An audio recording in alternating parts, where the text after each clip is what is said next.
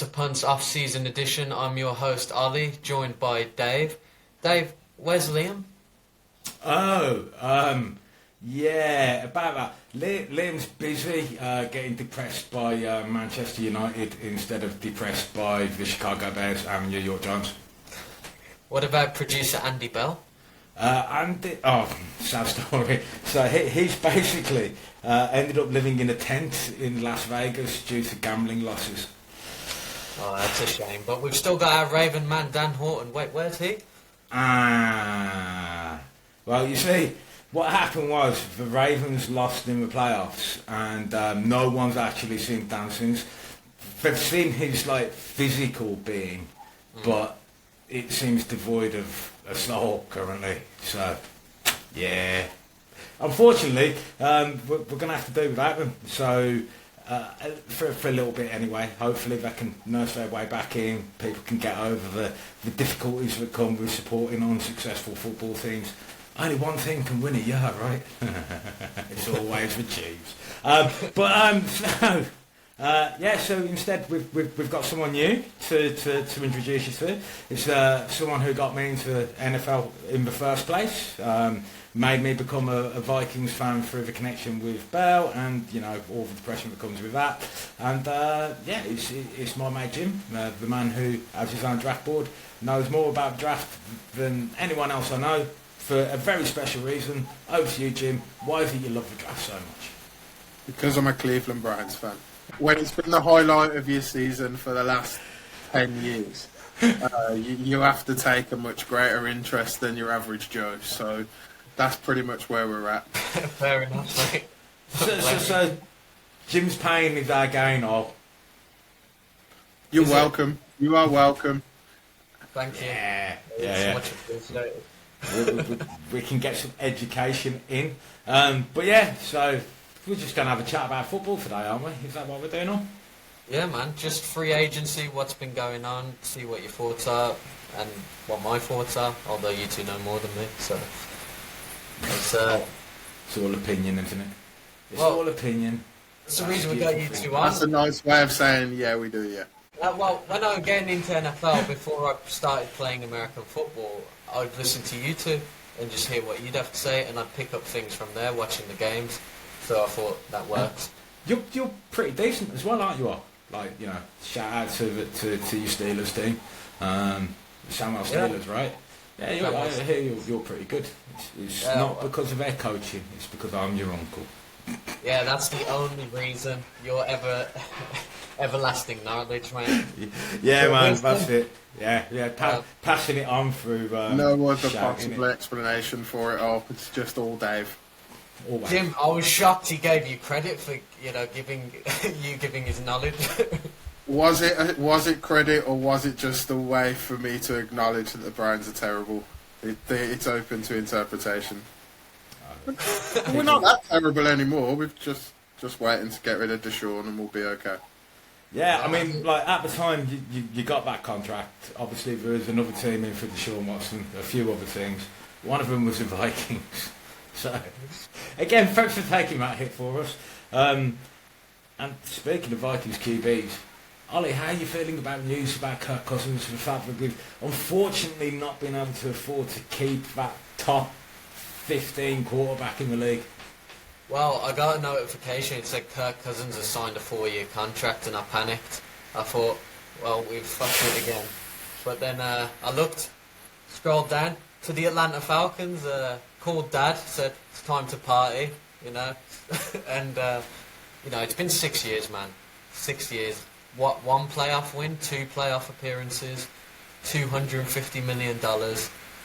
And, I actually had an argument with someone over text because I put on social media, thank God he's gone. And they went, what, a decent quarterback like Kirk Cousins?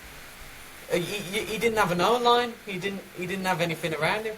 I went, well, 2018, he comes into a team that had just got into the NFC Championship in 2017 with the best defense in the league. And we missed out on the playoffs. I think we finished 8-9 that year.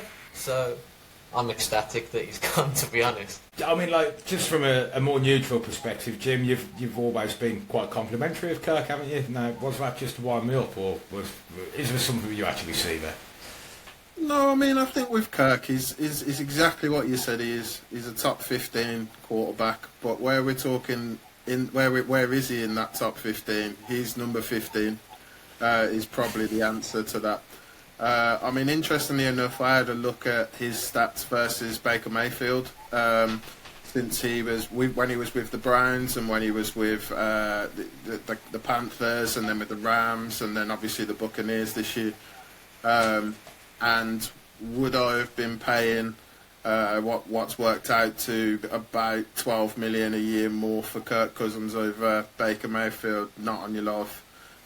So I think for me, I haven't been burnt like the Vikings fans have with Kirk at the helm.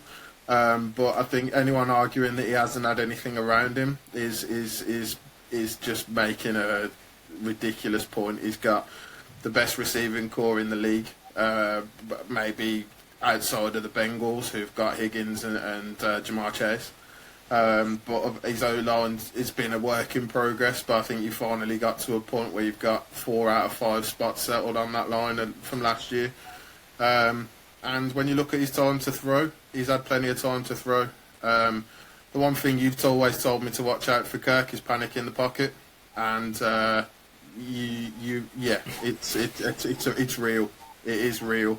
You see his eyes drop down to the pass rush, and here he comes. And anyone thinking he's going to be a great success in Atlanta with what they've got on their offensive line compared to what the Vikings have got on their offensive line, I think he's going to be. Don't get me wrong, I think they'll win some games because they've got a good supporting cast, but he's not. 45 million a year with 100 million guaranteed. No, thank you. I mean, my mind always jumps to 2022 playoffs against New York Giants, and he throws it 3 yards down, check down on a 4th and 8, where your season's on the line. I think KJ Osborne's open about 15 yards upfield. Justin Jefferson, it's always worth a try to get it to him. We've seen some of the catches he can make, like look at Buffalo, that one-handed catch. It's always worth trying.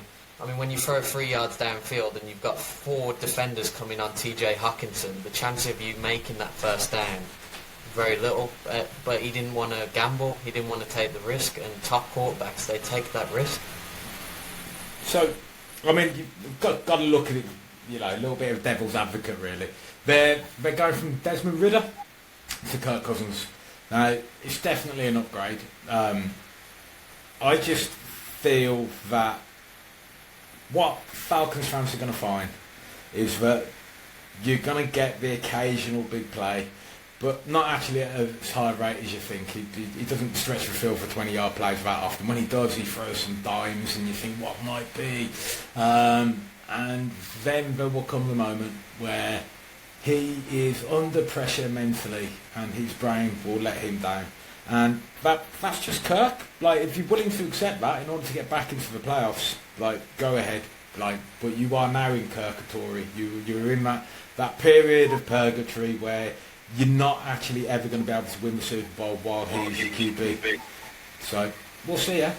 I think he beats up on bad teams, bad defences specifically as well. So I think, people will point to maybe the Chiefs game, which was close a couple of years ago, and say, that was all Kirk.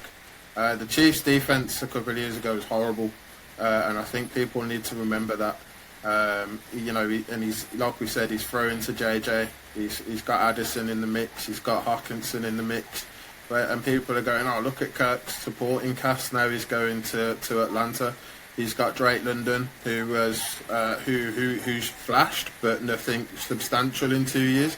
He's got Kyle Pitts, the last head coach in his infinite wisdom, Arthur Smith thought would be a great idea to turn the number 4 or 5 overall pick into a mid-blocker.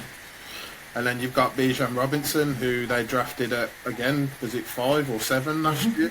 And 5, I think. Jameer went 7 or 8. Didn't perform where he needed to do. Was it play calling? Was it supporting cast? Was it offensive line? Realistically, Ridder's a problem to a point. He can't throw.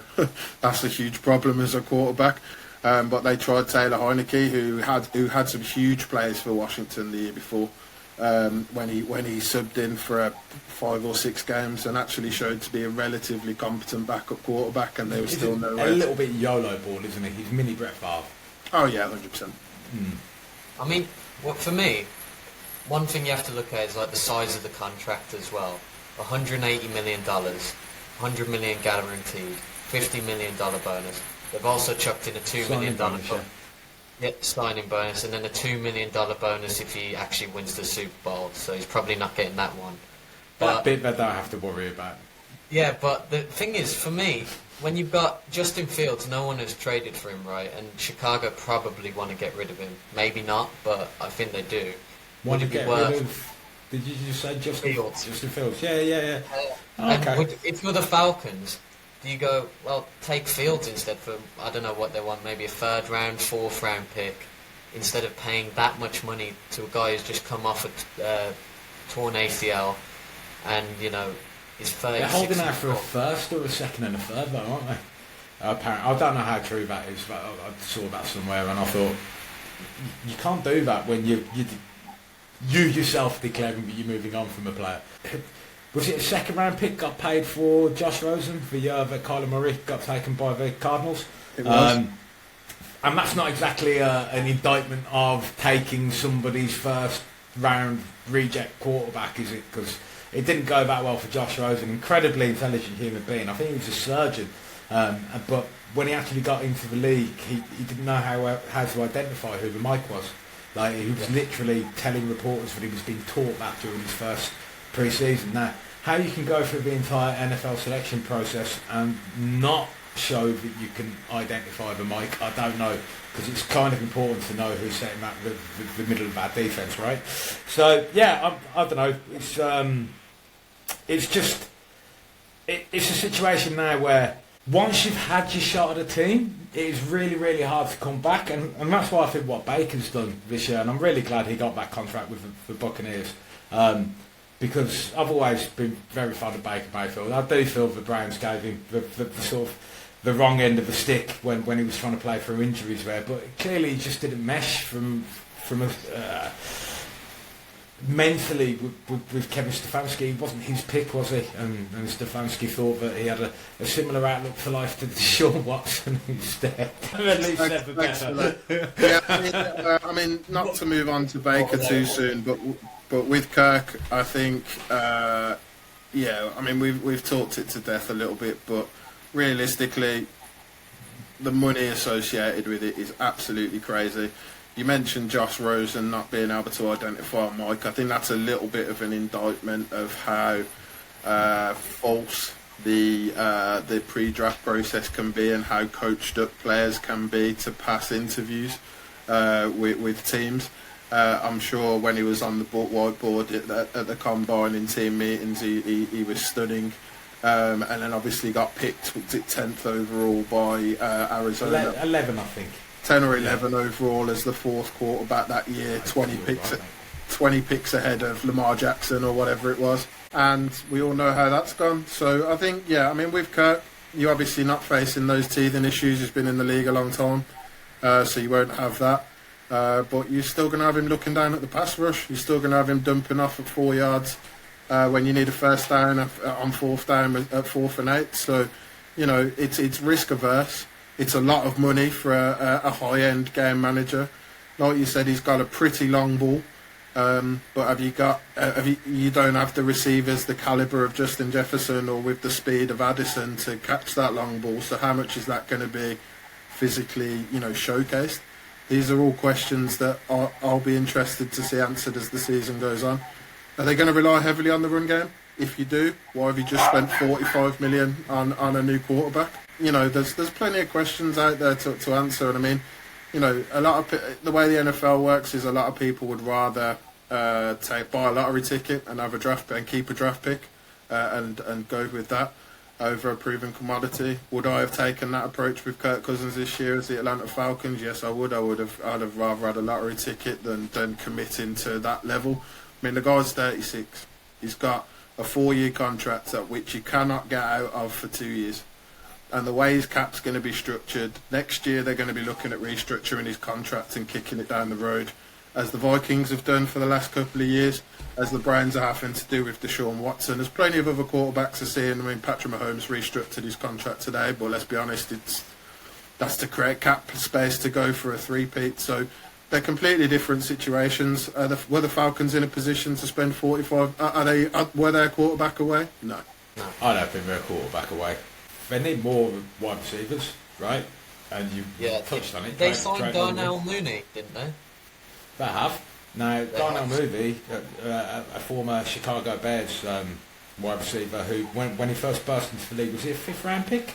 Because he was diminutive. He was 171 pounds, not even 6 foot tall, but he ran excellent routes. He showed he could catch the ball under pressure, and he forced himself into their number 1 overall wide receiver until the new regime came in.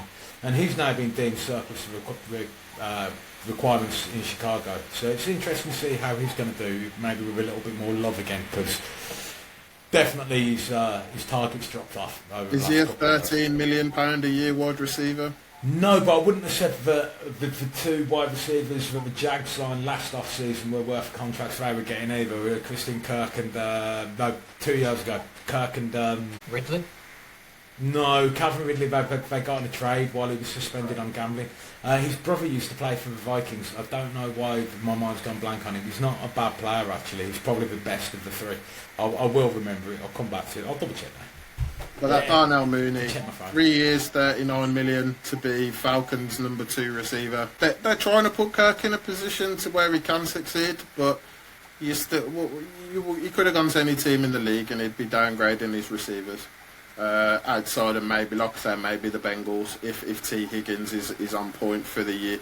And even then, I'd probably give the Vikings the edge in that respect because they've got Hawkinson over the middle constantly. And, Zay Jones was the other wide receiver. Oh, yeah, of course. They signed him from Buffalo. Yeah.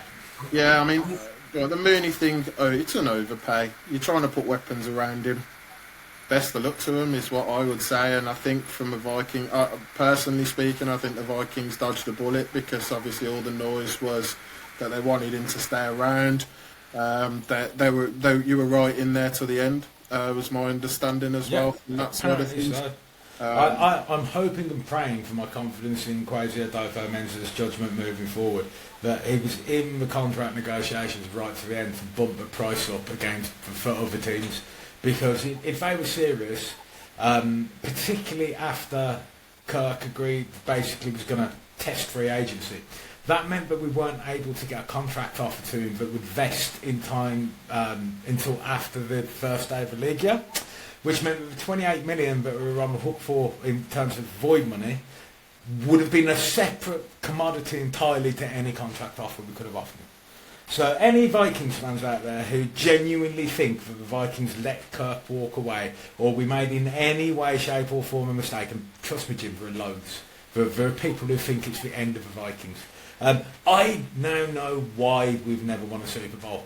Because when a fan base is that badly wrong on such obvious business decisions, then you put pressure in the wrong way on the wrong things. And I'm very, very hopeful that we're going to have a much, much better season, a fun season to come, where we've got a Brian Flores defence with some talent in it. The player by Daniel Hunter, another free agent gone, absolute legend, but you're getting 49 million fully guaranteed at 30 years old, having missed 2 seasons out of the last 4 due to injury. Again, I understand why the Vikings have moved on, and again, I'm okay with it. I think it was the right call based on the amount of guaranteed money involved. Even though I do love Daniel, and I hope one day he returns to the Vikings to retire a Viking, because I feel he deserves it. There's only one player left on the Vikings who was there when I started watching the NFL. 22. Yeah, but 19.3 million he eats up, is it? Or we can save with it if we cut him? It's not looking good, is it? So if they were going to cut Harrison Smith, they would have cut him already. You'd hope so, wouldn't you? I think you might see a contract restructure or a salary reduction potentially. over the next few weeks as we progress through in the second and third stages of free agency. It depends where your holes are. But as you mentioned in terms of Danielle Hunter, I'm not in 100% agreement with you. I think the price that Hunter went for ultimately on a 2-year contract, we've discussed this to death over the last month or so. That was within my price range to keep Danielle Hunter if I was the Vikings. I still think you could have bought in the Houston pass rusher, is it Greenard, that you signed. I think that would have been an upgrade over Marcus Davenport. I do think if you had but ultimately, did Hunter want to leave? I think he probably did. I don't think he was particularly happy how he was handled last year. He wanted a pay rise, and ultimately, if someone's got one foot out the door, it's very difficult to get them back in the door. So I understand. I mean, I was reading today that if it carries on as is and the Vikings don't make any huge unexpected signings, next year you're set to have around about £100 million in cap room, $100 million in cap room. So we should be able to re-sign Jefferson. So, you'll be fine from a Jefferson perspective. You'll be fine from, you'll be adding talent via the draft. You'll be adding, you'll have your pick of free agents as long as you're not bottoming out. It's all down to now, really. That we might as well talk about Kirk's replacement in Sam Darnold and how you feeling about that. So yeah, I mean, what do you guys think of that? So I've seen a lot of people panic. Obviously, they're probably the same section of Vikings Twitter that loves Kirk, thinking, Sam Darnold. We get rid of Kirk and we replace him with Sam Darnold. No, you look at the money. You were saying to me earlier, $8.75 million guarantee, which is high backup money. They're looking at the draft. They're picking at 11. The Falcons have now taken their quarterback with Kirk, so they're not going to be picking one in the draft. So you've got the Bears, the Commanders, the Patriots, the Vikings, and then maybe the Raiders below us, who are 13th or 12th, I think, in the draft, who are looking. And the Broncos. You got the Broncos. You got the Broncos at it's you at 11, Broncos at 12, Raiders at 13. I think are your next three. Maybe the Giants at 6, maybe, but I don't. I think I would personally think they're married to Daniel Jones for another year just because of the dead cap it'll take. I think they've beefed up. I think they've beefed up as much as they can for Daniel Jones. So I think the Darnold piece is, look, you paid him, like we said, high end backup money, which I think is probably where Sam Darnold is as a quarterback. Could he start a few games for you next year at the start of the season while a rookie gets his feet wet in training?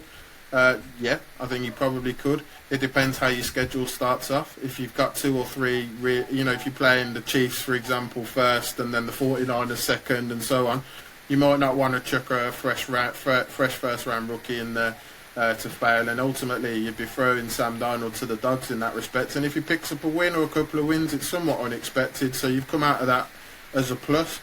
I think Sam Darnold, I was reading again today that the league circles are nowhere near as down on Sam Darnold as fans and the fans of the teams that he's played for.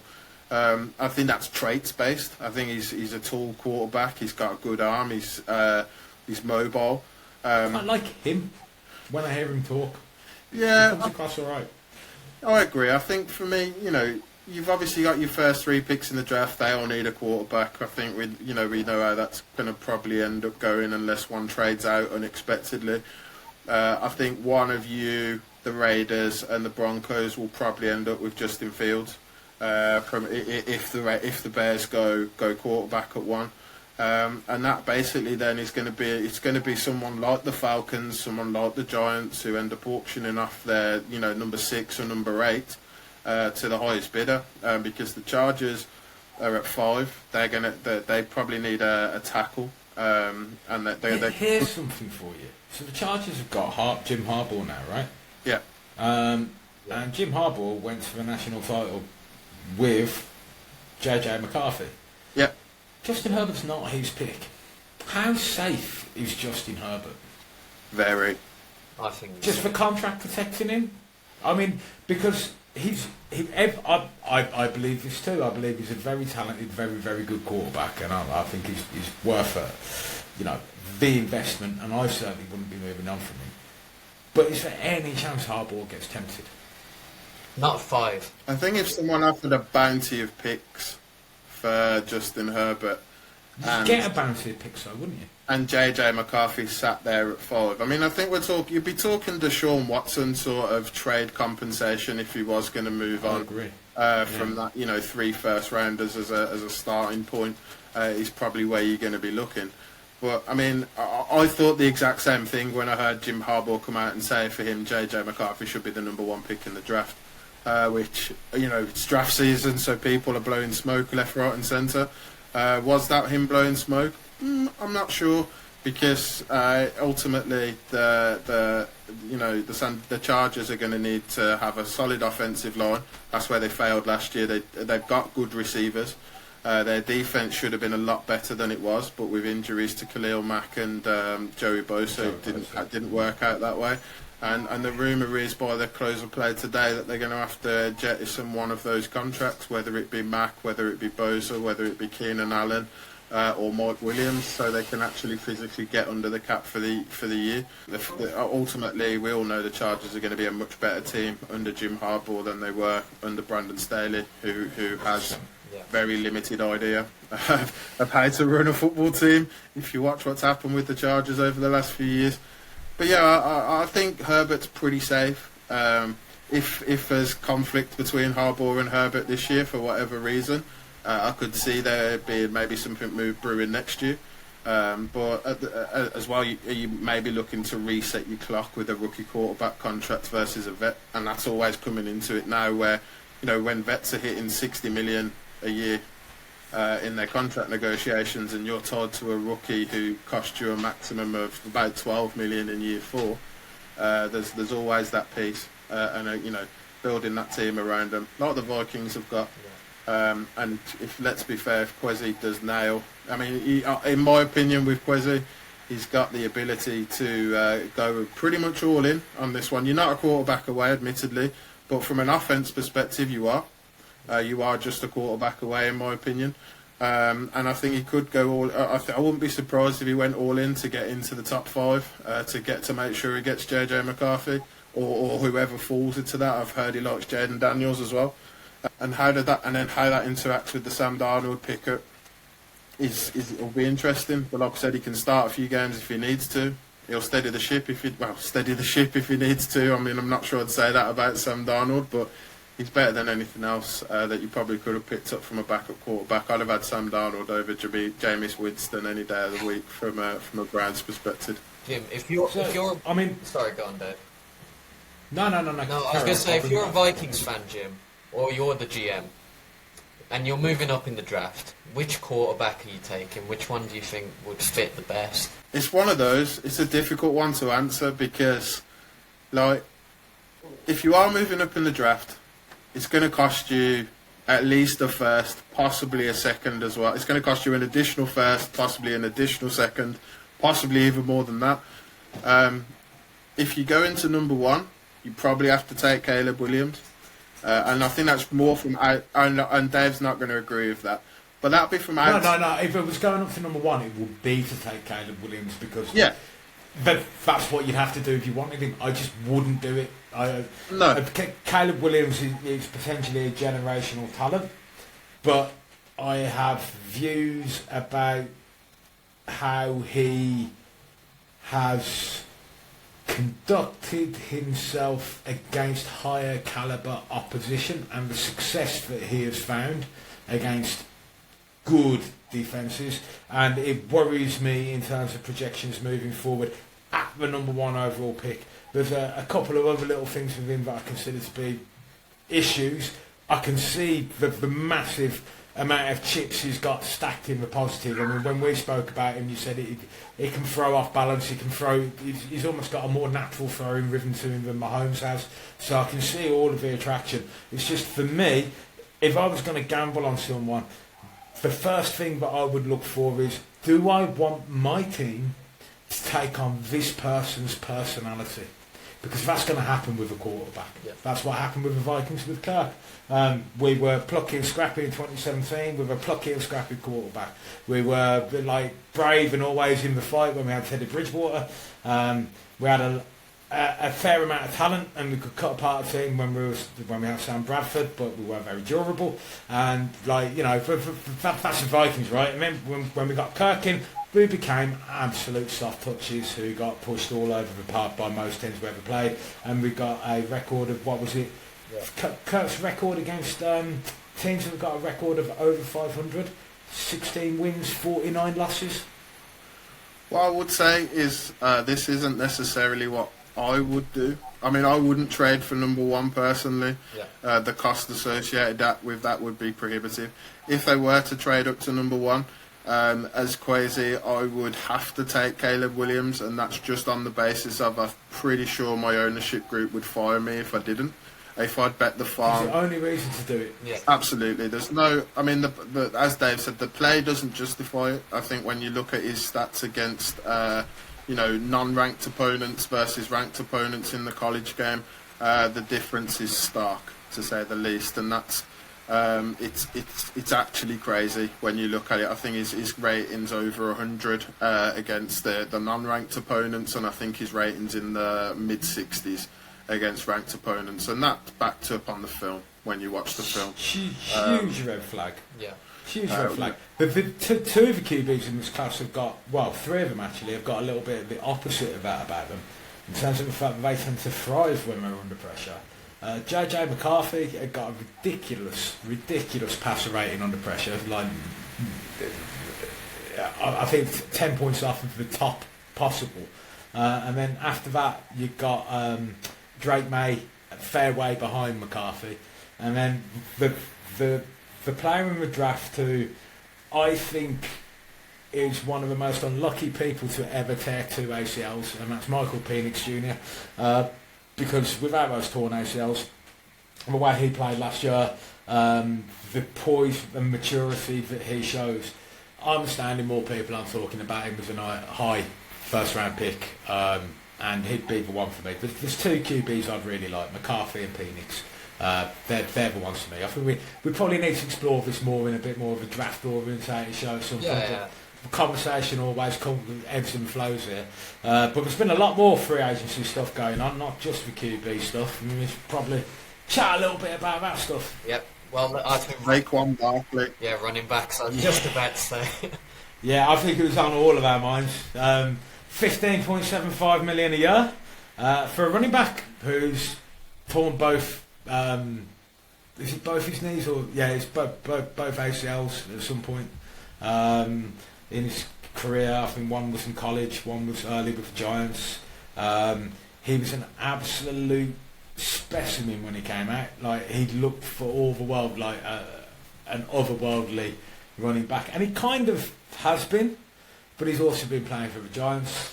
Now he's getting freed up to the extent that he's going to go and play behind a £20 million a year guard in Landon Dickerson over in Philadelphia.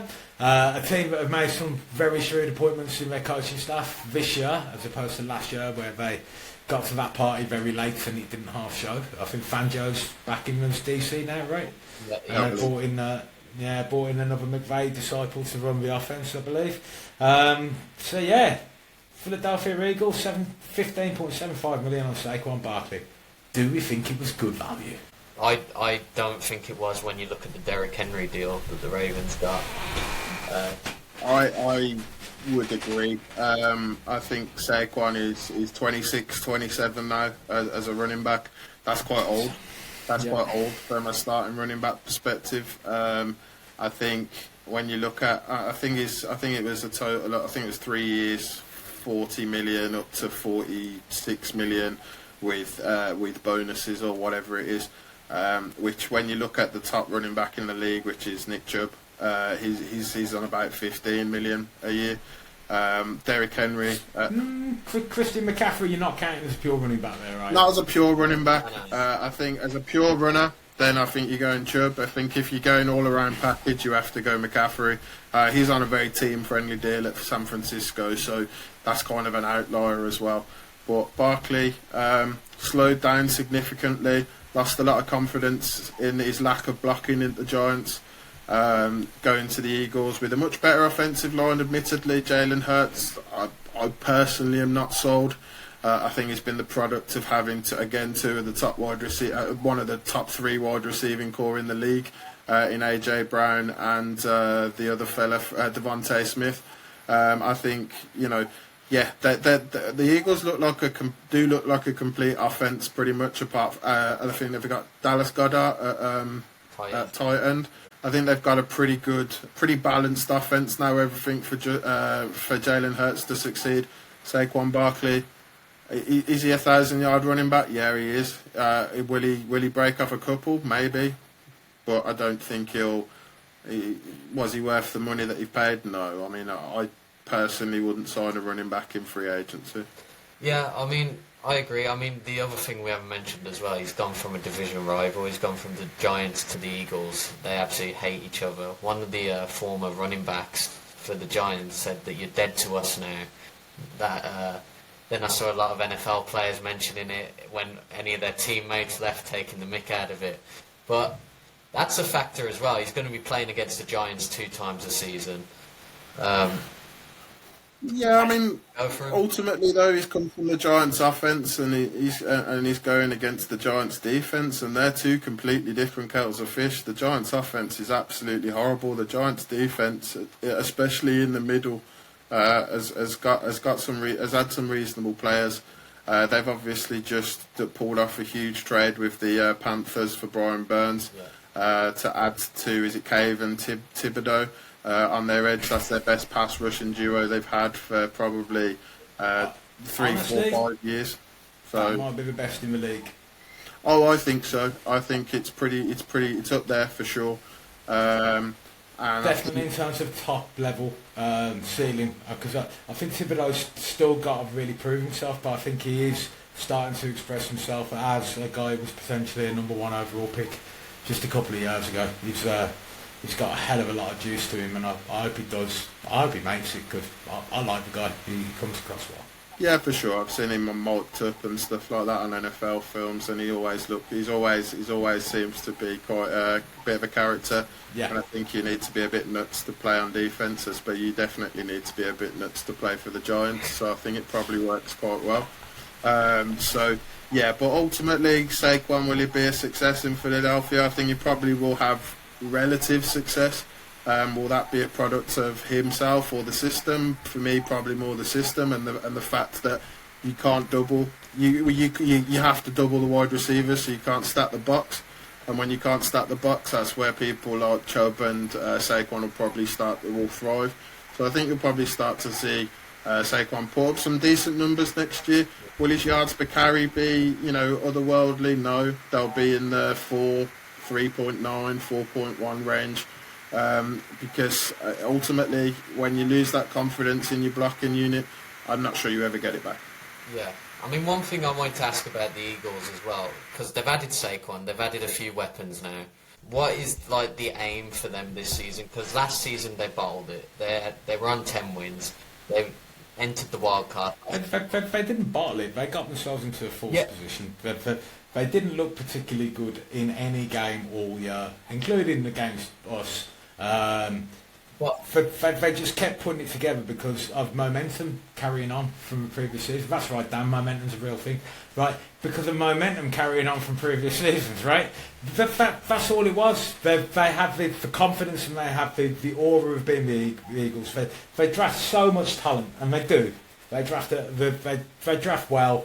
Well, at least they draft well on paper. There's a few players from last year I expected a little bit more from who didn't actually perform for them, which kind of pleased me. That edge rusher in particular, because I don't want the Eagles to be good. I don't like it. But the truth of the matter is they're going to be pushing again for a Super Bowl this year. I think they're upgrading in terms of the coaching staff. Great, they've done well there. I really do think that. I think Fangio's a massive upgrade. But fundamentally, they are misinvesting their money right now. You shouldn't be spending 20 million on the guard, even if it is the best guard in football. Don't do it. Let someone else pay. Let them have that problem. The 15.75 million on a running back, great. do you really think it's going to give you that much more production to your overall run game than people you've had in the past? Don't forget, their run game kind of features around their quarterback. You take the running game away from the quarterback, you're going to make him less efficient because he isn't that good at throwing. No. He's all right, but he's not a top-end passer of the ball. He's a mid-level passer of the ball which he's an NFL quarterback, so he's an elite thrower of the ball. But like the point is, you have to be measuring them against their competitors. His strengths have very much come to the fore when you include his ground game. Now you're investing so much money into 3 players on your offense as well, because Hurts is on a fair whack. You've got your running back on a fair whack. You've got a guard on a fair whack. You just lost Travis Kelce, so now they're going to be playing the guy that they... Was it Dickerson that they took in order to actually play eventually at centre? Because that could be what ends up happening there, and in which case you're going to end up paying 20 million for a centre. I don't know. I mean, so for me, the Eagles are fairly committed to having to draft a centre now. Yeah. I mean, it definitely looks that way. They thought they drafted Kelsey's replacement a couple of years ago, but then Kelsey didn't retire. So that guy's trained up as a guard. So, yeah, I mean, it's an interesting one. I think that they will fall a little bit. Long-term prediction, I'd be surprised if their current GM, Harry Roseman, is still there in 3 to 4 years, because I think that unless they get another Super Bowl, they're going to lose patience with him. And that's not through his fault either. I think he's done a remarkably good job, but... I don't agree. Super Bowl. I don't agree. You think he's got a job for life? I think Harry Roseman is as close to bulletproof as you can get. I think he survived the Chip Kelly era, for example, where he got put out to pasture in the organisation. I mean, like, they won the Super Bowl under Pedersen, right? Yeah. They didn't win the Super Bowl under the current regime. Does he not live and fall with Nick Sirianni, particularly now that he's kept him in there and allowed him to rebuild the coaching staff again? No, I think Sirianni's the one to go, not the general manager. I mean, interesting. Like, after last season, a lot of people thought maybe Sirianni might be out. They might get rid of him, but because I think the fact that he made the Super Bowl the year before, even with how talented the roster was, they didn't fire him because of that. If he doesn't make, let's say, the NFC Championship this year, I think Sirianni's out the door, but I think the general manager stays in. Like you said, they draft well, they've won a Super Bowl under him. I don't think the general manager goes, but I think Sirianni is closer to that. I think from a drafting perspective, I think they are they draft better on paper than they do in reality. Their draft strategy over the last couple of years has been to draft whichever Georgia player was sitting there at their pick, which I think is fine in principle, because Georgia have been unstoppable in college football.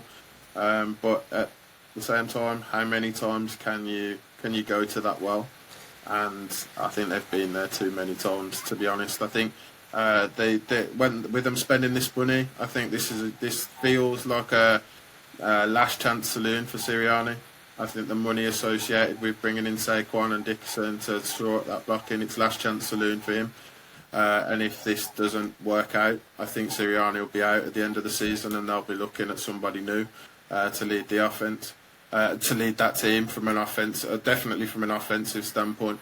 The defense is what it is. I think the biggest thing is most of these contracts in free agencies are 2 years, and then we'll see. So Saquon's is a 2 years, and then we'll see sort of deal.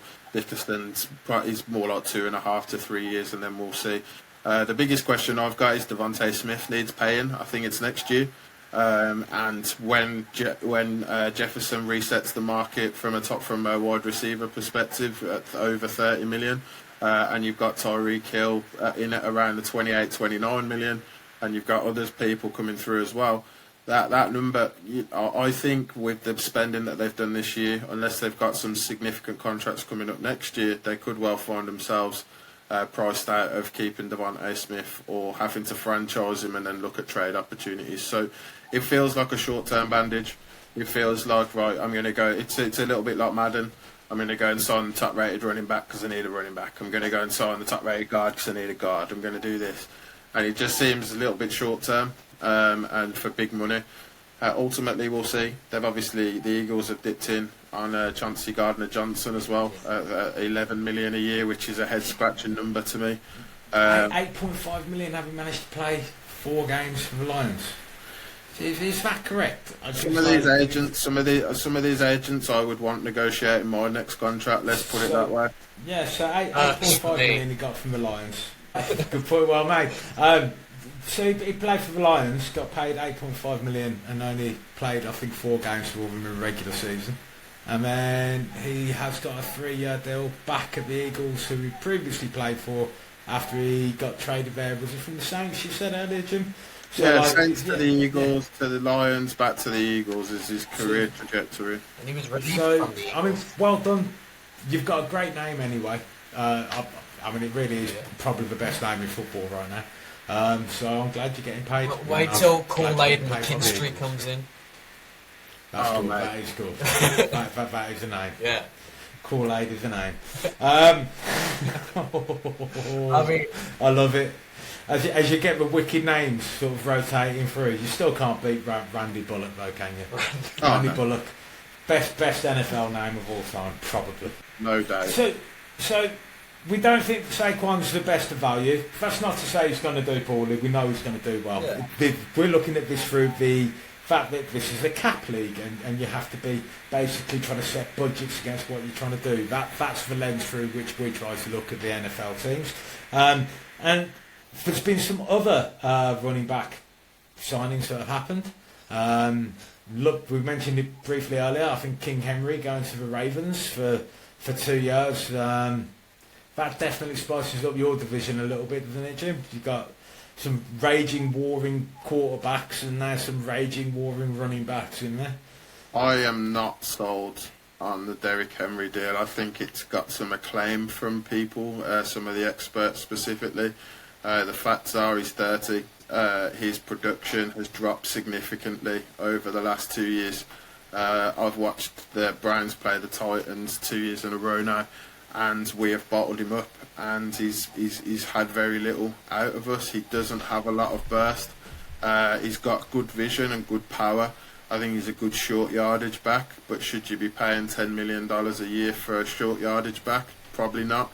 I think the Ravens are lucky that they've got Keaton Mitchell, who's their other running back, who's a big play machine, as the Browns experienced firsthand last year. And ultimately, but again, you shouldn't be paying $10 million for a running back by committee. And I feel like after 4, 5, 6 games, when the Ravens realise that he's a plodding 30-year-old that hasn't got any burst, it'll end up becoming a committee, similar to the Dalvin Cook story last year, where he just basically ran out of juice. Yeah. So, speaking of people who are potentially going to run out of juice, how about Aaron Jones, favoured son of the Green Bay Packers, now rolling up in Minnesota on a $7 million for just a single year loan, because the Packers are paying him a fair wage this year as well. Very kind of you too, Packer fans, much appreciated. So Jones has come to the Vikings. Big upgrade for us. I don't really want to delve too much into it. Is Aaron Jones better than Alexander Mattison or the ghost of Dalvin Cook? Yes, he is. And probably for another year until he turns 30. But the big news in terms of our division and running backs is the arrival of Joshua Jacobs from the Raiders going to the Packers for 3 years, $42 million, I think. So, how do we feel about that kind of value? 26 years old. I think it's a 4-year, $48 million deal. Is that what it is? Let's just double check. I mean, I wouldn't want to be selling the Packers short. No, I'm pretty sure it's worse than you think it is. Josh Jacobs, 4-year, $48 million, includes 12.5 signing on bonus, $15 million in year 1. I mean, I didn't think the Packers would really make a move at running back. I thought they might re-sign Jones. I didn't think that would be their top priority. They wanted to restructure Jones. He didn't particularly want to take a pay cut. But this is the thing, the Packers have not exactly been treating their players particularly well of late. They all keep coming to us. Brian, well, 2 have. Let's not mention Dean Lowry. That one's a definite win for the Packers. But yeah, he's gone now. Gutekunst doesn't seem to be afraid of playing hardball with Packer legends Aaron Rodgers, who, by the way, might be running for Senate or some nonsense. No, Vice President. Vice President. We're running under who? Robert F. Kennedy. John F. Kennedy, Robert F. Kennedy Jr., yeah. Do you know what?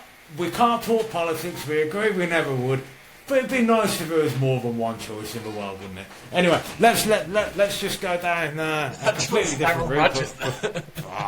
Come on, Aaron Rodgers. We'll do a different pod on Rodgers. I'd rather have Randy Bullock as vice president, but that's just me. It's a hell of a name. But he would be running with Donald. Anyway, let's step away from this because we won't be talking politics on this show. I hate them all, by the way, if anyone's interested. But treat everybody with equality, I do. So, anyway, Jacobs is someone who's going to be playing in a Matt LaFleur offence. He's got Jordan Love as his QB. They've got a whole host of young wide receivers at the Packers, some of whom are really quite decent. A couple might be a little bit more flash in the pan. But, yeah, from your perspective, Jim, what do you make of the Packers and how they're shaping up? Obviously, we hate them, but you're a bit more neutral. Spent an incredible amount of money so far in free agency, signing Xavier McKinney. I think it's from the Giants. 17 million? 17 million a year, 4 year, $68 million deal. Josh Jacobs, 4 year, $48 million deal. It's interesting. It's an interesting approach. It's not what the Packers. Not what they're paying for. No. I think I saw a tweet the other day, I can't remember which ex-player it was, but it was slamming Gutenkirst for how he treats his former players, or the players that are on the way out. The running back that you guys have just signed, is it Aaron Jones? Yeah, Aaron Jones. He's an absolute legend for them. Yeah, I mean, the story behind him is $14 million a year 2 years ago, accepted a pay cut last year to $12 million. He took a £3-4 million pay cut last year to sort of the 10 to 11, 12, and a little bit from this year as well. Moved that down the line, and then this year the rumour is that Gutenkirst went to him and basically tried to half his pay, and he said no, thank you, I'll take my release. And obviously you guys have picked him up. I think it's a pretty shrewd move. I think you'll draft a running back as well, because I think you're going to want those young legs in there. He's a 1 year rental if he does well. Great, but again, we talked about it with Henry. In my opinion, as soon as and it's popular belief around the league. As soon as a running back hits 29-30, their burst has gone. They've got a lot of miles on the clock. They're going to be out. Josh Jacobs in that offense doesn't make a huge amount of sense to me, especially at the price that they paid. Does he justify that price tag? No, not for me. Especially over someone like Aaron Jones, I probably would have just run it back with him, and if I could have got away with a small pay cut, then I would have done that. But ultimately, you've got to build some goodwill somewhere, and I think it's an interesting one. One thing I would say with the running back moves, especially in Philadelphia and here, is that they're simplifying their offenses for their quarterbacks, which I think is interesting. You know, when you're signing these quicker backs in this situation, you're kind of hinting towards that you're going to go more to an RPO sort of scheme. So, where you've got and that's to get your wide receivers one-on-one matchups on the outside. So if you've got the receivers on the outside to do that, with the RPO piece, it opens it up. It opens up the play action, of course. So I think what ultimately, should we be simplifying an offense for Jordan Love in what is going to be year 5, I think, or maybe year 6? I don't know. Surely we should have a grasp of the playbook. We should have a grasp of the playbook now. Jalen Hurts, we shouldn't be simplifying the playbook for a $50 million a year quarterback. So again, I think they're interesting moves. They feel like they're simplifying the playbook, but also trying to open up the wide receiver side of things. Derrick Henry will obviously make safeties sit a little bit higher and be playing in the box a lot more, because, like we said, his short yardage is a tough runner. He's going to do that. But I feel those two moves, with the Packers and the Eagles, for me, has been designed to free up their wide receivers on the outside, give the quarterback a bit of an easier read, and ultimately give them the option to hand the ball off if they want to. They're not too traditional running back teams. not for a while anyway with the Eagles since they had Shady McCoy. They haven't really had anyone I don't think you could really write home about over the last few years. Shady McCoy was a hell of a running back, but best way of putting it, an interesting human being. Sticking in the NFC North, another running back move as well. DeAndre Swift to the Chicago Bears. What are your thoughts on him going there? You think that's a good move? It is much of a this is the thing. I think that most running games are really geared by how good the O-line and the rest of the team are at blocking. And I think that Chicago have been getting a stronger O-line, but he's kind of it's a weird one because we think they're going to be taking Caleb Williams, right? Okay, great. So you'd have thought they'd want a veteran running back to pair with him, and Swift isn't really that. He's still, very much on the rise. So he's a good young player, but he's not. I wouldn't have said he was special or particularly suited to what Chicago apparently need. Now, it could all change if they keep Justin Fields. They've paired him with Swift, and then they basically trade down in the draft and pick up 2 or 3 amazing wide receivers and O-linemen. That could pull that surprise. It's just, I think the pressure is such now that they have no choice but to take Caleb Williams number 1 overall, regardless of whether or not they think he's an ideal fit. Yeah, the DeAndre Swift is an odd one again for me. There's a popular theme. I think the general belief. My general belief is it's a supply and demand, it's a supply and demand based thing. Also, running back by the nature of the job is you're running into the teeth of 300-pound men every play, and if you're not running into the teeth of that, you're trying to block a 300-pounder, and so. For me, limited shelf life on those guys, and I think that's echoed in the fact that only 2 or 3 actually get paid in free agency. You'll start to see some of these guys. This is better than last year. Oh yeah, 100%. I think as you move down slightly through the running backs, most of the guys will then settle for a 1-year deal, topping out at 4 or 5 million. What did Ekelor get? Because he's moved, hasn't he? You're only a year away from him being considered one of the better backs in the league. I think it was 2 years, about 13.5 million or something along those lines. So about 5.5, 6 million a year for Ekelor. Okay, so he's a pass catching back, but he can also run between the tackles. And like I say, it wasn't that long ago, but he was tearing up the league. Machine. And unfortunately, I think Father Time tends to catch up with running backs a lot quicker than it does with other positions. You've got offensive line that can go on to their mid to late 30s, in some cases quarterbacks as well, if they're behind a good offensive line. Wide receivers are another one. I think the drop-off of some of the elite receivers that we've seen over the last sort of 5 years has been really pronounced, quite shockingly so, in terms of AJ Green, Julio Jones, people like that. These are elite receivers and amazing players. They've gone from being a team's number 1 target. Odell Beckham Jr. Beckham Jr. He was very much a flash in the pan player when you think about it. He had 2 or 3 years as the best player in the league. Yeah. And you watch these guys go from a team's number 1 wide receiver. We'll use Julio Jones as an example. 2 years ago, he's the Atlanta Falcons' top wide receiver, and this past season, he was on the Eagles practice squad, being called up as an extra body. And that's how pronounced the drop-off can be at these skill positions. So I think signing running backs isn't a particularly good use of funds. I think there's needs must in some cases. You're not always going to be in a position to get the running back that you want. You're not always going to be in a position to keep your own running back. They may have too much tread on the tyres. But ultimately, I'm not a fan of any of the running back signings that we've seen in free agency so far.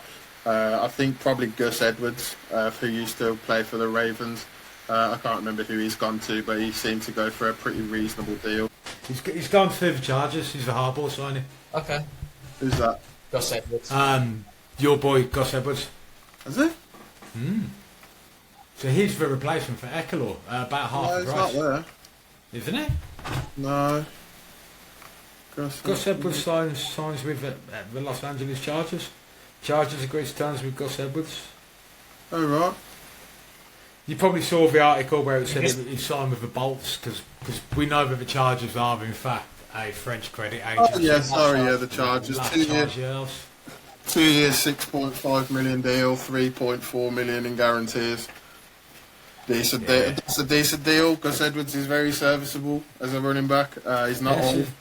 So he's the one who's replaced Eckler effectively, and it's not the worst replacement. Half the price is not going to have half the production per snap. Yeah. Definitely not per snap for all of you pedants out there. So yeah, I said pedants. Anyway, so pardon me. I think we've covered the bulk of the QBs and the running backs. One quarterback we haven't mentioned. Oh, Russell Wilson to the Steelers on a minimum vet contract, while the Denver Broncos are paying him nearly $40 million. Is an upgrade on Pickett? He can actually put his hand around the football. Yeah, but how embarrassing is that for Denver? I was horribly disappointed that Russell Wilson signed for the Steelers. I think he's been miscast in Denver for the last 2 years. I don't think... and actually, when you look at his stats from last year, I think it's like 24 touchdowns, 6 interceptions, something along those lines.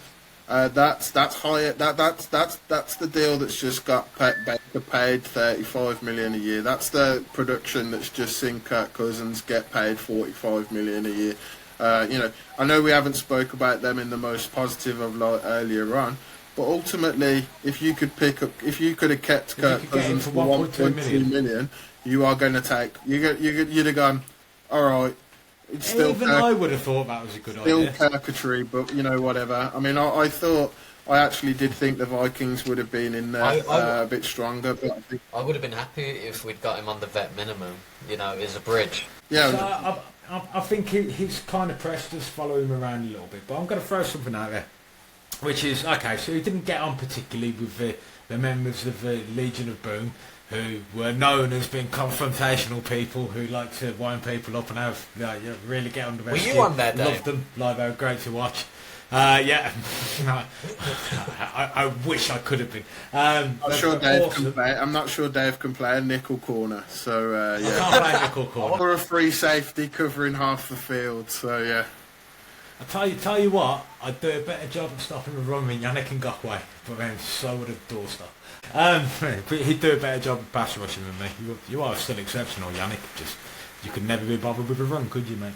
Anyway, when he so watches this, he's going to be gutted. Right. I mean, we've had a Boza brother watch us before, haven't we? We've had Jake Reed on the show, yes. So you never know.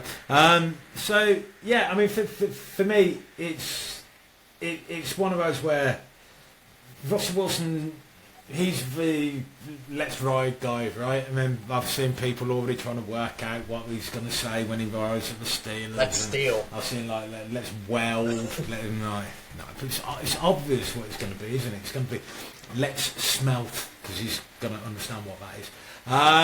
Let's smelt. Steelers country, let's smelt. Or let's break out of a crucible. He's going to come up with something like that. Anyway, just a Wikipedia search, mate. You'll get options. But he didn't get on with Sean Payton. I don't blame him. So, Sean Payton is not a man that any normal, rational, decent human being would get on with. So, it's literally one of those. That doesn't count against him for me. And now he's going to go play for Mike Tomlin, who is a guy who has a habit of getting the best out of people. So I'm very I think Russell Wilson's a great signing for the Steelers at quarterback. I think when you look at what they had in Kenny Pickett and Mason Rudolph, I think, they were in desperate need of a quarterback, whether they wanted to acknowledge that or not. They've got Russell Wilson, who has shown to be, not in the last couple of years maybe, but especially earlier on in his career, a top 5 quarterback, if not top 3 at points. He's obviously slowed down a bit. He doesn't need to get to that though, does he? He just needs to be a top 15 quarterback, getting paid only 1.2 million a year, and the Steelers are winning. Yeah, I mean, top 20 quarterback getting paid 1.2 million a year. Steelers. I mean, an outrageous prediction from me. I reckon the Steelers will have a winning season. I don't think that's an outrageous prediction, bearing in mind Mike Tomlin's never had a losing. He knows this. That's why he was making it. He was just trying to set himself up like Might not be 9-8. If the Russell Wilson thing does go badly, I think interestingly it could end up costing Tomlin his job. That might be the end. I think that could be completely unfair, especially at a $1.2 million dollar quarterback in that situation. But ultimately, the expectations for the Steelers were very low. The Steelers were expected to be fourth in our division with the talent on the other squads. Yeah.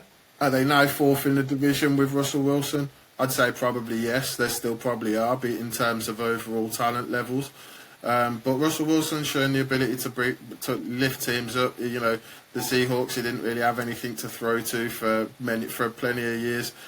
He's gone to the Broncos for the last couple of years. He's had aging receivers to throw to there in Cortland Sutton, Jerry Jeudy massively underperforming as a first round pick, and things like that. He had options. He's had options. I never thought that the route combinations that were being run for him matched what was happening with his O-line. What it was? Russell Wilson's strengths are when he's off script. So, you know, when he's on bootlegs, when he's on rollouts, and he's hitting players on the run. I mean, yeah, he's lost the step because he's pushing 35 now, I think. But ultimately, if you're stubborn enough to trade all of that draft capital and pay all of that money in a contract, and then think I'm not going to change my offensive system for anybody, then is that the quarterback's fault, or is that the head coach and the general manager? And I know the general manager's an ex-Vikings front office guy. I was very surprised he made it through this year. I thought he was going to get George Patton. Yeah, I thought he was going to get fired. I thought he was canned. I think he'll be canned the end of next season. The Broncos are in a position now. They were in on Darnold in free agency. They didn't get him. So they've obviously got a fairly similar plan to the Vikings in terms of quarterbacks, because I think they were in on Cousins as well, but didn't get him. So, you know, they're now looking at either a huge trade-up to go and get one of the top three quarterbacks, or you talking about moving up to, like we said earlier, 5-6 for JJ McCarthy. And this is where it could get a bit expensive. Yeah. I mean, I think with Russell Wilson, the thing is, it's the price that the Broncos gave for him that's been the problem with his image and everything. I don't think he's actually been that bad. Maybe his first season, but last season, like you said, it was pretty similar numbers to Baker. If he'd gone for mid-level priced quarterback, I think it would have been all right, because the amount that Denver gave to the Seahawks, it was embarrassing for him, and now they're paying $40 million. Whilst the Steelers only pay vet minimum, it's a bad look up. Yeah, and they're paying $40 million next year as well. It's $80 million dead cap. $85 million dead cap is what they've had to absorb to get rid of him. Was he bad enough? Was he bad enough for you to do that? No. Well, I think that there was just always that strain there with Sean Payton and him.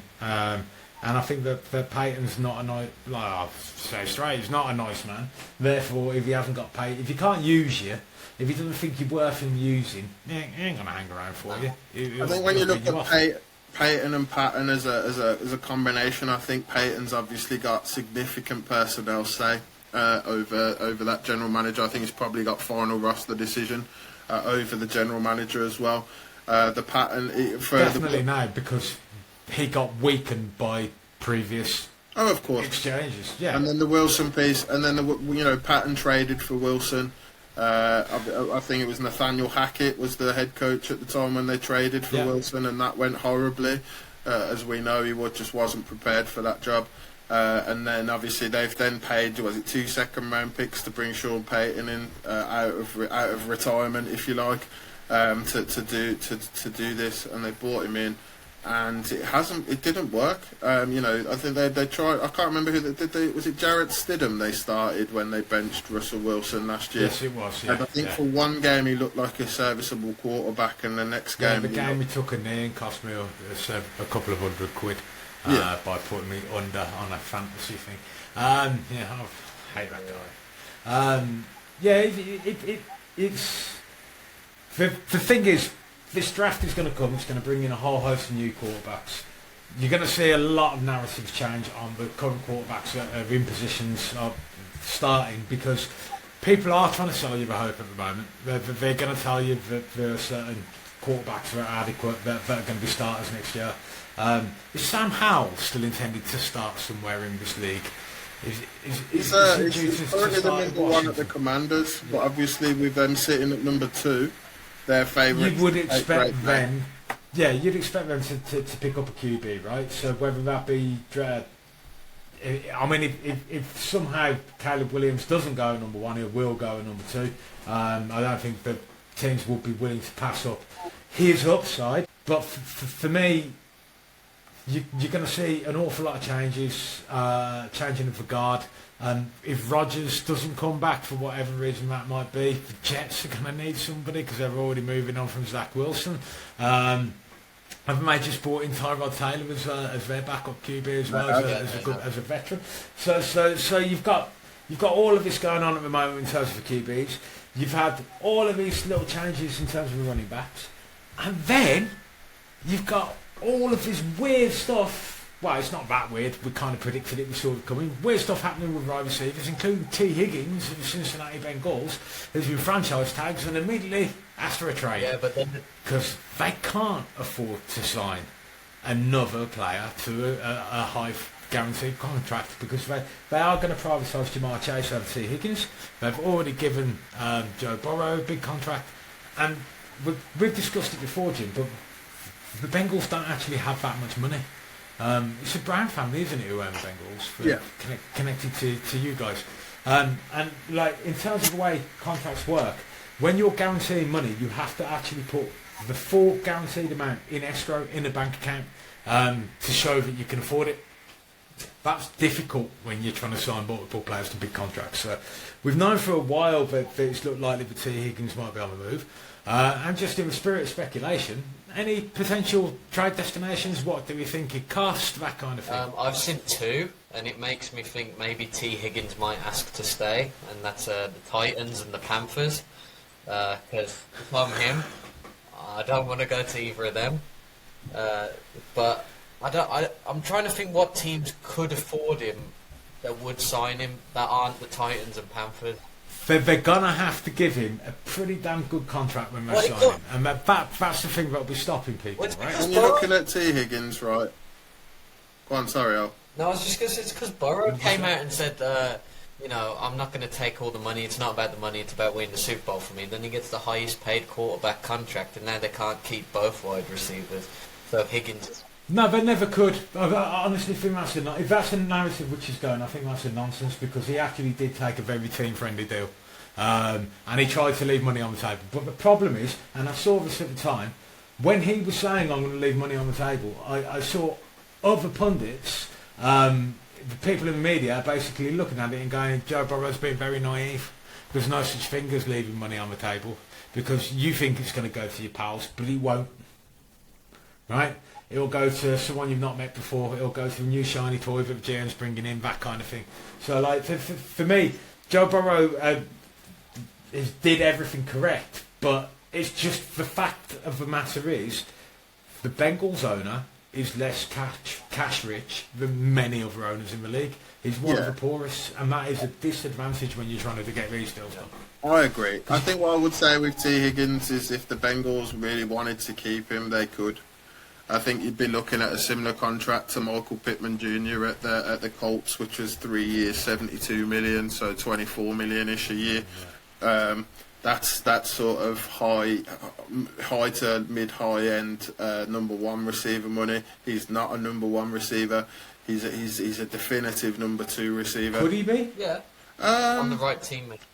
I don't think so. I don't personally think he's got the game stretching speed that someone like Jefferson, Jamar Chase, Tyreek Hill, they all possess that character trait, whereas T. Higgins is a quarterback's best friend. He's got a massive catch radius. He's 6'3", 6'4", gets good separation. He battles at the line of scrimmage. So I think for me, T. Higgins is a high end. He's a top like wide receiver too. I'm not convinced he can be a number one wide receiver.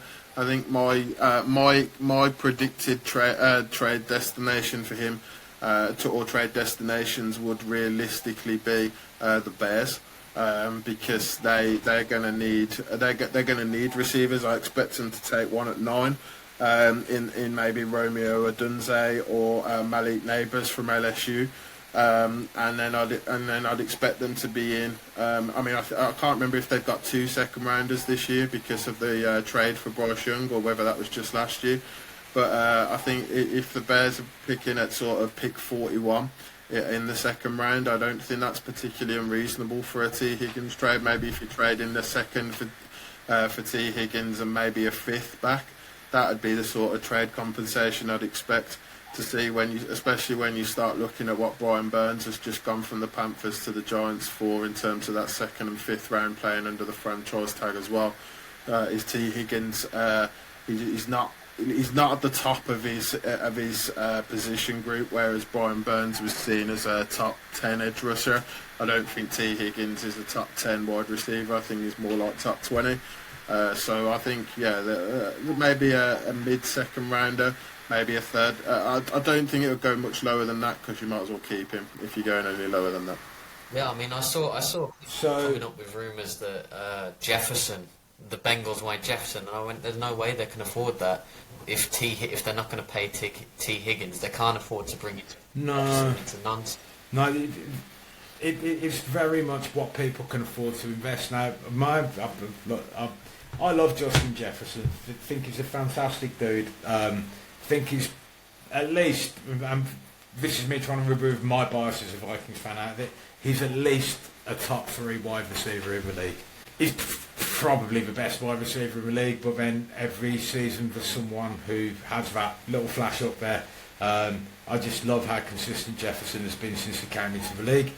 And yet, show me the team that won a Super Bowl that was built around a wide receiver. The only one I can think of in recent memory was that Tyreek Hill Chiefs team, and yet we all know that Patrick Mahomes is QB in that. So show me a team with a mediocre quarterback who's won a Super Bowl that's not called Eli Manning. No, it hasn't happened over the last few years. Like I said, with T. Higgins, I think he'll be whoever drafts rookie quarterbacks this year will be looking at T. Higgins as a trade piece. Is he better than any wide receiver you're going to get at the top of the second round in the draft? Probably.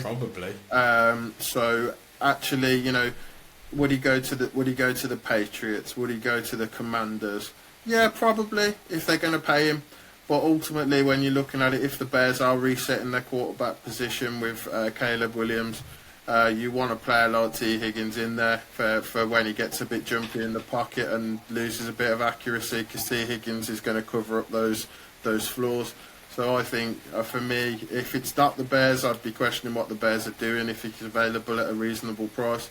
But ultimately, I think he'll probably end up staying in Cincinnati and playing on the franchise tag. So I think that's probably where we're looking, because again, when you've invested that much money in Joe Burrow, he needs players to catch. He needs players to catch the ball. He needs players to block, and all of those positions. The offensive line's a lot better than it used to be. They've still got Jamar Chase, but you need 2 wide receivers, as most of the teams like the Vikings and everybody else has got at the top there. So here's a potential trade destination, because if you were the Bengals and you got offered a 1st round pick, you'd probably take it for him, wouldn't you? Definitely. I'd drive him there myself if I got offered a 1st round pick for him, to be fair. So a receiver needy team with a 1st round pick. Well, it's Kansas City Chiefs, isn't it? Yeah. And they could potentially afford to pay him now that Mahomes is shifting things around for the 3-peat as well. I'm not anticipating the best will in the world. He could still be around. I just doubt it. I'm not anticipating Travis Kelce still being there in, say, 2 years' time. Got to start building the next generation of receivers coming through. We've got Rashid Rice, who I think has got a decent amount of potential. He doesn't do anything brilliantly. He does a lot of things well, and I quite like him. I can see T. Higgins being a dominant target for Mahomes. Many of the things that you said about the potential for a rookie quarterback. Weirdly, they're kind of true of Mahomes. He's throwing the ball off platform. He can't always get it right where he wants it. The kind of T. Higgins kind of target, you can potentially see that being a secondary safety blanket for him. And whilst he can't take the top of the defence, you probably do need to double him on the intermediate routes, or at least have a safety crashing down, because he's going to climb over the top of a corner in single coverage, isn't he? So it gives them options. I quite like that. Now it's popped in my head. Would the Bengals trade into the Chiefs? Is a question I'd ask. The Bengals... For a first, they might, but yeah, you are right. Yeah, there's that budding competition there, isn't there? That budding competition that doesn't really exist, but yeah, because the Bengals think they're going to win the division every year now. So I think realistically, it's a question mark.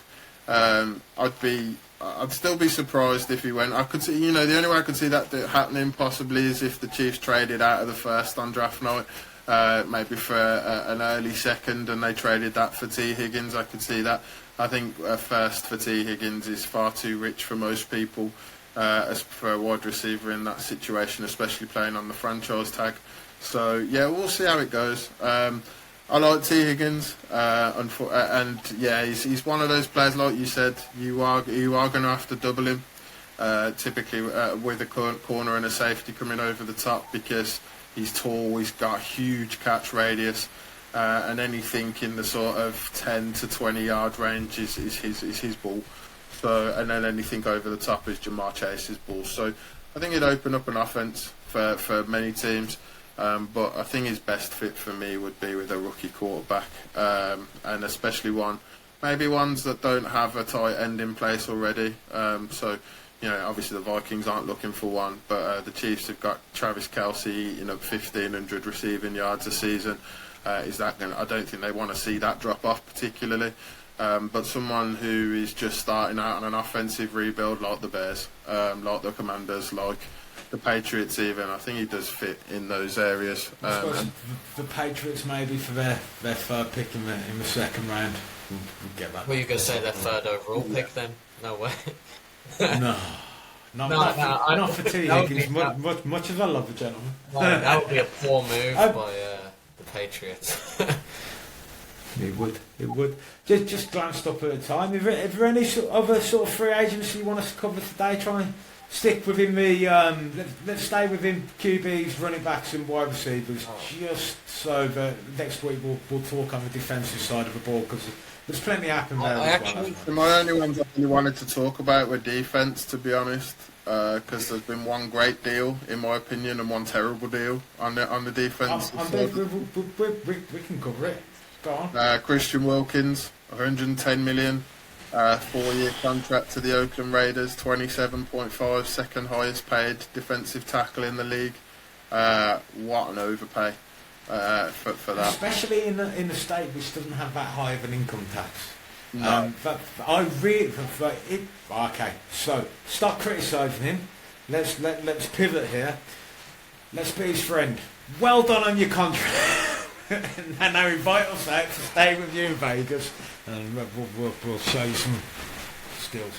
But again, a great job by his agents on that one. Assess the market. There's 3 or 4 teams that needed a top-end defensive tackle. I heard the Vikings were in there till near the end. Yeah. The Browns were in there till near the end. So again, there was demand for his services. That contract will have put off the Vikings. Yeah, we couldn't have afforded it.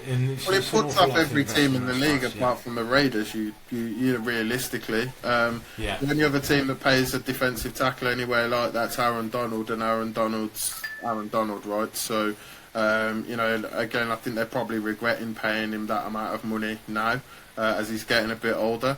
But 4 years, 110 million, lot of money for an interior. Can get good pressure, decent at stopping the run. Don't think he's an elite defensive tackle by any stretch of the imagination. So I personally thought it was a big overpay. But then you saw, was it Justin Madubuike who re-signed with the Ravens on a 4-year contract worth 98 million? Based off 1 year of good production. So the defensive supply and demand defensive market. defensive tackle market's just gone a bit crazy this year. You look at us when we signed Tomlinson from the Vikings as our defensive tackle. He was the top defensive tackle on the board a couple of years ago, or last year, and he was 13 million this season. And now you're talking double that for defensive tackles. The top end defensive tackles. Is there that much difference? Maybe from a pass rushing, but from a run stopping, no. No, I mean, this is it for me. I think, like, I look at the league through the lens of a Vikings fan. We've got a couple of linebackers who aren't the biggest linebackers in the world, and you've got to offset that by having behemoths in the middle to keep them clean. And at the moment, we haven't built the team like that. So I'm expecting the Vikings to pursue some defensive tackles quite aggressively. But I am very pleased that they didn't go too far in the pursuit of one player to bolster an entire D-line, because it just doesn't work that way. You need good depth. You need to build. Everybody in the line needs to be getting better. What about you, Ol? Well, you know, the thing is with Wilkins, I think they massively overpaid. But the problem is, I was speaking with my mate. He's a Miami Dolphins fan, and the Dolphins have lost a lot. I think they're in a pretty bad position. They've lost 7 defensive starters, including Wilkins, Xavier Howard, and Andrew Van Ginkel. They have to pay Tua Tagovailoa $50 million a year. They don't have many draft picks next year, and they're picking in the mid-20s round. I think they're in a difficult position. I don't know what you boys think, but because I don't know if Tua's worth that money, but at the same time, who else are they going to go for? They're going to re-sign him at that. Tua is Kirk Cousins. Yeah, that's what I mean. I don't think he's worth it. I think that's possible as well. Like, haven't watched. Did you watch any of the Dolphins Hard Knocks from season? Tua Camcross is a lovely bloke, but again, I don't want my NFL team to be lovely. I want my NFL team to be driven to win. I want my NFL team to have that aggression. I don't want it to get overexcited waiting for people to open the Christmas gift that you've bought the entire room. Like, I want them to be driven to win. I want them to be like Vincent Kompany sitting in a limousine with Joe Hart when they were both playing for Manchester City. Vincent Kompany's over his notes. Joe Hart passed wind. The look that Vincent Kompany gave him could have killed him, because Vincent Kompany didn't want any triviality getting in the way of his focus, right? And that's what I want from my QB. I want them to be a leader who is focused on winning. I don't want them to be someone who is focused on self-promotion, and I certainly don't want them to be focused on self-wealth before they've won anything. I want to reward people for success. I don't want to reward them before they've achieved any success. It always comes back to Kirk Cousins, doesn't it? Exactly why I said he's Kirk Cousins, because I think you're in a situation. I mean, the thing he's got on Kirk is he's 10 years younger. He's hit the Kirk Cousins plateau at this point. Can you win with Tua? I think you probably can if you put the right supporting cast around. Tua's got to be perfect. He's got Tyreek Hill. He's got Jalen Waddle. He's got a couple of good running backs. The offensive line was in a decent state as well. I think they've lost their centre. Connor Williams is in free agency or are due to. So I think there's a few bits and pieces that I mean, the Dolphins, like Ollie said, have got a lot of work to do. Especially on their defence. I think Van Ginkel's a great signing for the Vikings. He's do it all. He wasn't break the bank, so I like that signing. But yeah, I think the Dolphins they're in a position where they win now, or they're in purgatory because they're paying a lot of people a lot of money, like Tyreek. Yeah, I mean, they're in a tough position at the minute. Like you say, I mean, they do need to win now. That team is being paid a lot, but they've lost a lot as well. I'm not sure if they can win now with that team. I mean, they didn't beat anyone of note last season, did they? Really? No, and I mean, they lost their 2 pass rushers at the end of the season as well to torn ACL. Cowboys?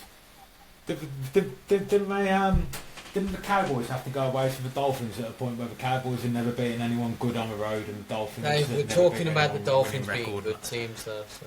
The Cowboys aren't awful. Well, speaking of the Cowboys, come on, they're not awful. Speaking of the Cowboys, as of now, they're the only team not to sign anyone in free agency. No, they did. They got a long snapper over the line. Yeah, I think so. Yeah. Have a look. Jerry pretty Jones sure said they he's got going a lot all of in this stuff year and then didn't sign anyone of note. But it turns out he also owns the Packers. He's just forgotten which team he was all in with.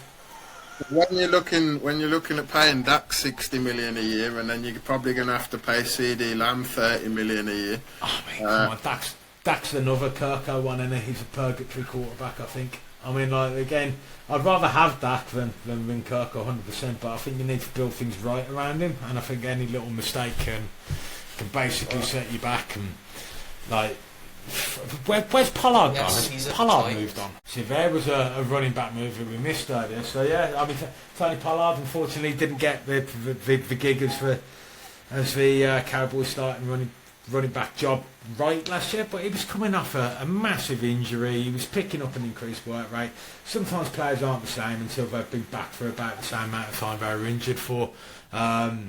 So yeah, I mean, I don't know. It's hopefully Tony Pollard comes again, because I like watching him play. I like exciting, explosive players, and he was definitely that for them. Yeah, I just think the Titans are going to be one of the worst teams in the league next year. Wouldn't surprise me. Are we going to start Will Levis? Yes. Although, where are Okay, they? good luck. Are they picking 7 in the draft? They're pretty high up. I think 7. Maybe They're probably not a bad candidate for us to try and trade up with. So yeah, if we did want to do that, like I say, from a Vikings perspective, and I think we'll chat a lot more about the draft and the shape of it for different things this off-season. But for the Vikings, I would like us to either sit pat at 11 and take a quarterback who drops over the top 4. But I have no problem at all picking Michael Penix Jr. up in the late teens or early 20s, because I like him a lot, and I'm not afraid to say that. I think Penix will be there. QB. I think Penix will be there at the end of the first round, and I think personally I'd be looking to package my number 2 and number 3 together to go up and get him. If we had a 2, hold on, have we got a 2 this year? We do, don't we? For third, we haven't got. No, I mean a 2 and a 3 next year. Then I think that would probably be enough. Maybe with chuck in a 5th as well to sweeten it to make sure you get there. But I think Penix will be there at the end of the first, early second. I don't disagree. I like him a lot as a prospect. I think 2 things go against him: is his age, which ACLs, and his perception, and the ACLs, which is a concern. But from all accounts, his combine medicals checked out without issue. We watched him throwing the ball, and he was the outside of maybe was it Milton, the Tennessee quarterback, who interesting that he threw quite well. Who absolutely threw the ball 80 yards, which was unreal. Outside of him, Penix was definitely the most natural with his action and stuff. So yeah, I think he's there. Spiral on the ball, and the thing that struck me as well was the way the other QBs were watching him to get tips for sure for their go. Like, and with Malik Willis, that was a little bit of a red flag for me when he was coming out of the draft. Because he had the size, the build, even the film, which suggested that he had a lot of high-end potential. But during the combine, you could see him asking the other QBs what he was meant to be doing. And I think that those little interactions, you can get a little bit from them. The hero worship of Penix Jr. came across to me. And the love for JJ McCarthy as well. Yeah, I mean, we, like we said, we'll go into the draft pit in a little bit more detail maybe next week or whenever, but ultimately there's a good crop of quarterbacks in this year's draft. Yep. We've seen some movement in free agency. I think before we finish, I think we should maybe go out and have maybe a quick once around to see who's everyone's favourite signing in free agency. Best player, worst player, best team, worst team. Okay, so I'll kick it off. My favourite signing of free agency is a 4-year, £180 million deal signed by a quarterback. That is by far my favourite deal because he brought to an end Kirk Cousins for the Minnesota Fighting Vikings. And my favourite team so far in terms of what they've done. I'm normally quite negative about Viking off seasons. We've actually brought in some defensive depth. We've replaced some older players with some younger prospects who've got a bit of upside. I'm really, really happy with what the Vikings have done in terms of where we've invested our money and the amounts that we've invested as well. It seems to be a very sensible approach to the off-season. I think we've got a half-decent bridge backup quarterback in Sam Darnold, who knows? I mean, it'd be a miracle if it did happen, but like if he could actually find what he was meant to be when he was first coming out in the draft, that could end up being a massive upside. I don't expect it in the slightest. I expect him to be bad, and I expect us to draft a QB, and I feel like our path is sensible, logical, and indeed has delighted me somewhat. I thought the Van Ginkel signing was great for us. I've really liked the Cashman signing as well. I think he's a very underrated linebacker. We actually got two Texan free agents when I think about it, Grenard and Cashman. So we'll see how they work under Flores, but he's had his input into this. So I'm hoping that defence can keep getting better, and I do think that we're not far away on offence, and if we can get the right quarterback in the draft, then we're going to be sweet. The worst signing, as well as it being my favourite, is Kirk Cousins. But I'll vary it a little bit. I think that the worst signing is potentially the Green Bay Packers spending all that money on Joshua Jacobs and letting Aaron Jones go. And I say that because I think that might be the start of the end for Brian Gutekunst in Green Bay. Because it shows a total lack of regard for the things that people have done for you. Yeah. Oh, do you want to go or should I shout more now? Okay, so worst signing of free agency for me. I agree with you on the Kirk Cousins piece. That's an abomination of a contract for Atlanta to pay a 36-year-old middling quarterback coming off a torn Achilles. If we park the Cousins talk for a minute, we've just spoken about it.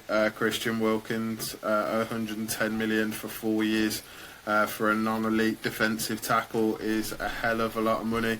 And for me, is the Raiders spending money for the sake of spending money. So that's outside of the Cousins deal. That's my worst deal of free agency. One of the best deals of free agency, I think, was one that maybe slipped under the radar a little bit yesterday, and that was Patrick Queen signing with the Steelers. He signed a 3-year, $41 million contract, which I think is steep. I thought it was pretty cheap, to be honest with you. Queen's been in obviously the Browns division for the first 4 or 5 years of his career now. He's a very, very good coverage linebacker.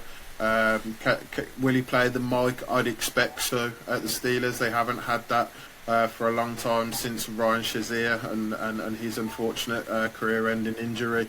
So I think from an overall favourite signing, it pains me to say it, but I think the Steelers, with the work they've done in terms of Russell Wilson and then obviously Patrick Queen to come in and effectively quarterback their defence, I think both really solid moves. Favourite team moves, it's a difficult one. Well, I think if you take some of the free agency out of it, I really like the Giants going out and getting Brian Burns to put across from Thibodeau. I respect that. Thibodeau on the defensive side of the ball. Letting Barkley walk was a very good move in that, as we've discussed in depth. So yeah, I think the Giants have done a good job. I think that worst job in free agency has to be the Cowboys. I think when you sign one player as a long snapper, that's it. I don't think that's good. I think there's other teams that have thrown money around for the sake of it. The Patriots come to mind a little bit. They've signed. I've just looked at the list on NFL.com. It's huge. Probably about 15 to 20 players, and that rarely pays off. Interesting piece. The Eagles signed their kicker to a 4-year, $24 million contract. What's that about? $6 million a year as a kicker, and you add that to the $11 million a year for Chauncey Gardner-Johnson Jr., $21 million for Landon Dickerson, $14 million for Saquon Barkley. They're well over the cap at this point. They must be. Bryce Huff also signed a 3-year, $51 million contract. So the Eagles have spent a phenomenal amount of money in this summer, and have they fundamentally got any better? Time will tell. But again, some of them look like warm bodies to me. And then you've got people like I don't think the Commanders have done anything to write home about. One sign I did like for them was Jeremy Chin from the Panthers, $4 million. He was a great player for the first 2 years, then got injured and then had a down year. But I think Wilkins is my number one bad signing. Patrick Queen's my number one good signing. Teams I liked was what the Giants have done, and what I didn't like is definitely the Cowboys, because when you stink it up that bad in the playoffs and then sit on your hands and have to sit out the first 3 days of free agency, it's not a good sign. Yep. So I've got a couple. So I think the entire Eagles for the worst in terms of the Chauncey Gardner-Johnson for me, especially after hearing he played 4 games last year and they're giving him four regular season. I apologise, but $33 million over 3 years for that, I think that's a pretty poor signing. In terms of the best, I really like the Brian Burns move by the Giants. I think the strong defense is really good, and considering how bad their offense is, they're going to need it, and they probably have the best pass rushing duo. A couple of us, like Jim said, Russell Wilson on a vet minimum, I would have taken him. I think most teams would have taken him. I also want to give a shout out to Gardner Minshew to the Raiders, because I really want to see that. I think that's going to be a fun move. Best team, the Gardner one. Just before you go on, that's $12.5 million for a backup quarterback, because I can't see the Raiders wanting to roll with Gardner Minshew as their starting quarterback this year. So the Raiders they're definitely still in the quarterback market, whether that's Justin Fields or whether it's through the draft. So while I like the Gardner Minshew signing, I'd have liked him as any team's backup signing, because I think he's the best backup quarterback in the league. $12.5 million. For a backup quarterback for a $25 million deal for 2 years is very steep. But what I would say is he's probably good trade bait if a team starter goes down. You might be able to flip him for a 3rd or a 4th rounder if you are rolling with a rookie or Justin Fields. So I think the Gardner Minshew one it's an overpay for a backup quarterback, but he is the best backup quarterback in the league, and we saw that with the Colts last year. We didn't mention him, so I wanted to give him a shout out because he has the arguably. No, it's fair. Let's look the hair and the moustache. To be fair, let's be honest. Who doesn't love Gardner? I love his attitude as well. Yeah, on this show we've got some great beards, but Gardner Minshew tops them all. To be honest with you, with just the overall thing he's got going on, so it's magnificent. Modern day musketeer. The best team. It's probably biased, but I think the Vikings, and it's the signings. The signings we've made on the defensive side of the ball isn't the main reason for that. It's getting rid of Kirk and giving the Falcons that contract. I didn't mention him as my worst, but he would be my worst if you two didn't fucking mention it before me. Look, I think we can all agree the Falcons, even though right now there'll be Falcon fans who might hear this and think that we're being bitter in some way, shape or form. I didn't want Kirk at Vikings because he was the same guy at Washington. You'll find out he won't win you anything. He'll keep giving you hope and then snatching it away, and you'll think, he just had a little brain fart moment. It's not really his fault. It's just who the guy is. He has got it. He breaks down. For me as well, I think good old Kirko is going to be the end of the Falcons general manager as well. If they don't win, if they're not a playoff team this year, which I don't think they are, I would say that is it Terry Fontenot, the general manager at the Falcons is out. I think he was lucky to survive the Arthur Smith purge this year, and I think he's the pressure's on for him, and that's why he signed Kirk. And I think all of us on this call try and win the division and save his job. Who's in that division? It's awful, mate. You got Baker, Panthers, Bucks, Tampa. Yeah, it's the Falcons, Panthers, Saints, and the Bucks. You could argue Kirk is tied for the best in the division with Baker, statistically.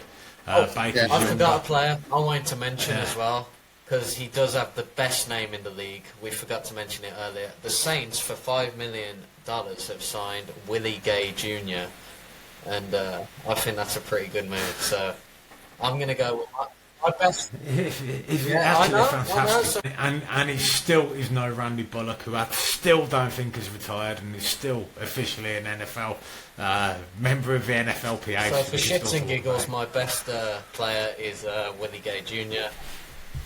My worst is the entire Eagles team for overpaying, but I'll go with, if I have to pick specific, Chauncey Gardner-Johnson.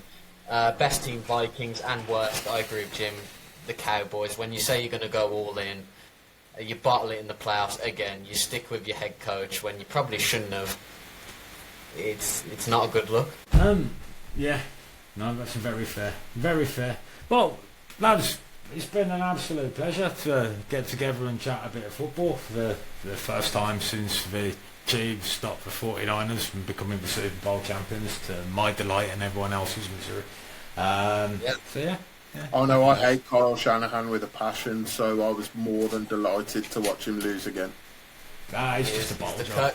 Kirk Cousins Just a bottle job, Carl. I said you'd have a 10-point lead. It goes to overtime and you'd lose. He did. Like He did say that. Interesting point on Kyle Shanahan. When he was the Browns offensive coordinator, he put together a 21-page PowerPoint presentation for why we should let him out of his contract, because he didn't want to coach Johnny Manziel anymore.